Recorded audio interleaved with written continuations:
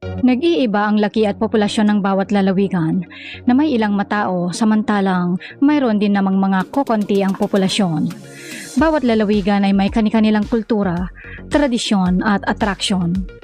Sa videong ito ay ating alamin ang mga probinsyang may pinakakakonting populasyon. Pero bago yan ay huwag kakalimutang mag-like at mag-subscribe sa ating channel para laging updated ka sa ganitong klaseng video.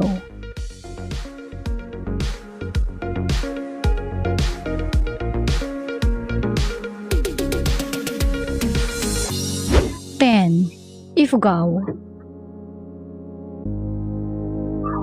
Ang ikasampu sa ating listahan na may pinakakokonting populasyon ay ang Ifugao. Ang lalawigang ito ay matatagpuan sa Cordillera Administrative Region sa Hilagang Luzon. Mayroon itong populasyon na umaabot lamang sa 207,498 katao. Ito ay binubuo ng 11 na bayan at 175 na barangays. Ang mga pangunahing produkto ng lalawigan ay ang mga gulay tulad ng palay, mais, kape at mga prutas. Bukod dito, isa rin sa pangunahing atraksyon ng Ifugao ang mga hagdang-hagdang palayan ng Banawe na kinikilala bilang isa sa mga 7 wonders of the world. 9. Quirino. Ang probinsya ng Quirino ay matatagpuan sa rehiyon ng Cagayan Valley sa Hilagang Luzon ng Pilipinas. May populasyong 203,828. Ang mga pangunahing industriya sa Quirino ay ang agrikultura at pangingisda. Ilan sa mga pangunahing produkto nito ay ang palay, mais, saging at mani. Mayroon ding iba't ibang atraksyon sa Quirino tulad ng mga waterfalls, hot springs at nature parks. Ilan sa mga popular na lugar na dapat puntahan ay ang Governor's Rapids, Aglipay Caves and Campsite at Siitan River. 8. Guimaras. Ang probinsya ng Guimaras ay isa sa mga pinakamaliit na probinsya sa Pilipinas. Sa kasalukuyan, ang populasyon nito ay humigit kumulang sa 187,842 batay sa datos ng Philippine Statistics Authority or PSA noong 2020. Ito ay mas mababa kumpara sa ibang mga probinsya sa bansa. Ang Guimaras ay isang pulo na matatagpuan sa kabisayaan sa rehiyon ng Western Visayas. Ito'y binubuo ng 5 bayan at ang kabisera ng probinsya ay ang Jordan. Bukod sa maliit na populasyon, ang Guimaras ay kilala rin sa produksyon ng mga prutas tulad ng mangga, kalamansi at iba pa. Ito rin ay isang magandang destinasyon para sa mga turista dahil sa kanyang magagandang tanawin, mga white sand beaches at kultura ng mga taong naninirahan dito. 7. Biliran. Ang Biliran ay isang lalawigan sa rehiyon ng Silangang Visayas. Binubuo ang lalawigan ng 8 bayan kung saan ang Naval ang kabisera. Ang karamihan sa populasyon ay nagsasalita ng Waray at ang pangunahing hanapbuhay ay agrikultura, pangisdaan at turismo. Mayroon lamang itong populasyon na 179,312 katao. Ang sukat naman nito ay 536.01 square kilometers. Ang probinsya ay mayaman sa kultura at magagandang tanawin, kasama na dito ang puting buhangin ng mga beaches, mga talon at mga mainit na bukal. 6. Mountain Province.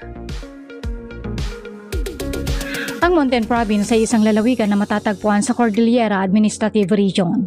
Ito ay kilala sa kanyang malalawak na kabundukan at mayamang kultura. Sa kabila ng maliit nitong populasyon na umaabot lamang ng 158,200 katao, ang lalawigan ay tahanan ng iba't ibang pangkat etniko.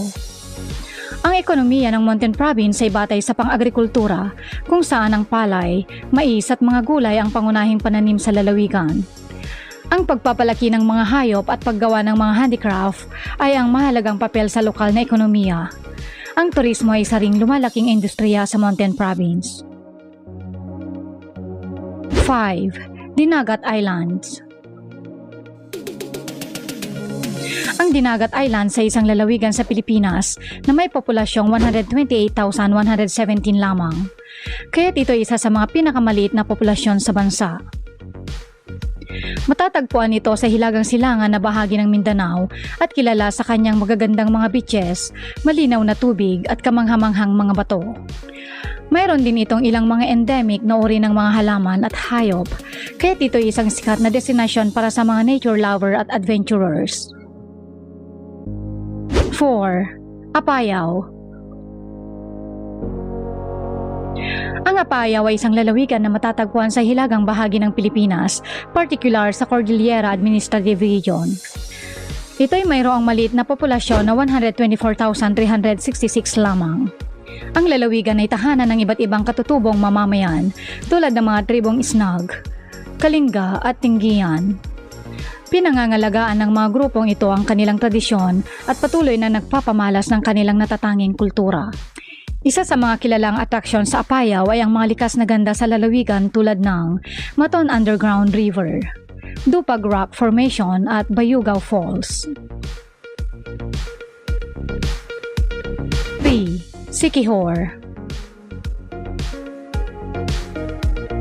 Ang Siquijor ay isang maliit na isla sa rehiyon ng Gitnang Visayas na may populasyong 103,395.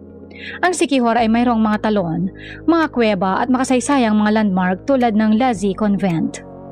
Kilala ang isla sa mga tradisyonal na pamamaraan ng pagpapagaling na sinasabing ipinasa pa mula sa henerasyon patungo sa mga lokal na manggagamot na kilala bilang mambabarang o mananambal. 2. Camiguin.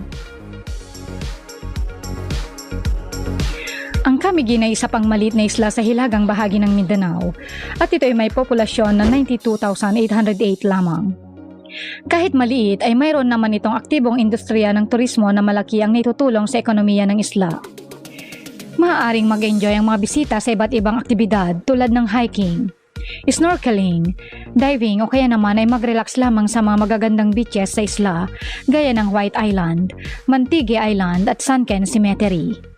Bukod sa kanyang natural na ganda, mayaman din ito sa kasaysayan at kultura ang Camiguin. 1. Batanes. Ang una sa ating listahan ay ang Batanes na mayroong 18,831 na naninirahan. Ang Batanes ay isang kapuluan na matatagpuan sa rehiyon ng Cagayan Valley sa pinakadulong bahagi ng Pilipinas. Binubuo ito ng 10 mga isla kung saan ang mga pangunahing isla ay Batan, Sabtang at Itbayat. Sa kabila ng maliit nitong populasyon, ang Batanes ay kilala sa kanyang kakaibang kultura at nakakamanghang natural na tanawin. Ang mga katutubong Ivatan ay mayroong natatanging kultura at pamumuhay. Sila ay kilala sa kanilang mga bahay na bato na tinatawag na wakul, na may disenyong panangga para sa malakas na hangin at bagyo na kadalasang tumatama sa mga isla.